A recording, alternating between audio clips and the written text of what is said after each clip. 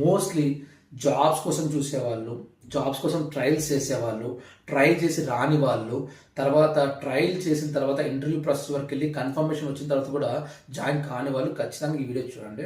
So most of the Indian projects based on depends on only యూఎస్లో ఉండే clients మీదే అనమాట. యూఎస్లో ఉండే క్లయింట్స్ ఏవైతే ఉంటాయో ఐబిఎం కావచ్చు, ఇన్ఫోసిస్ కావచ్చు, టీసీఎస్ కావచ్చు, name it any one. So ఎవరైతే ప్రోడక్ట్ కంపెనీస్ ఎవరైతే ప్రాజెక్ట్స్ తీసుకొని ఆ ప్రాజెక్ట్స్ని డెవలప్ చేసే క్రమంలో హైరింగ్స్ అనేవి పడతాయి. ఆ హైరింగ్స్లో కొంతమంది యూఎస్లో వాళ్ళని తీసుకుంటారు, కొంతమంది ఇండియాలో వాళ్ళని తీసుకుంటారు. ఈ క్రమంలోనే మనకి కొత్త జాబ్స్ రావడానికి స్కోప్ ఉంటుంది. కానీ ఇప్పుడు యూఎస్లో ప్రాజెక్ట్స్ అన్ని క్లోజ్ అయిపోయాయి, ఆగిపోయాయి, హోల్డ్ అయిపోయి కొత్త ప్రాజెక్ట్స్ రావట్లేదు. అందుకనే ఓపెనింగ్స్ పడట్లేదు.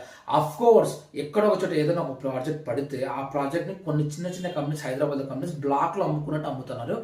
అది నెక్స్ట్ వీడియో చెప్తారు ఎలా అమ్ముతున్నారు, వాళ్ళు ఎలా చేస్తున్నారు అనేది. దయచేసి తొందరపడకండి, చాలా నిదానంగా ఆలోచించండి. మీకంటూ ఒక మంచి సజెషన్ నేను నెక్స్ట్ వీడియోలో కూడా ఇవ్వబోతున్నాను. దయచేసి ఈ వీడియో చూడండి అండ్ ఈ ఛానల్ సబ్స్క్రైబ్ చేసి వేరే వాళ్ళు కూడా షేర్ చేయండి.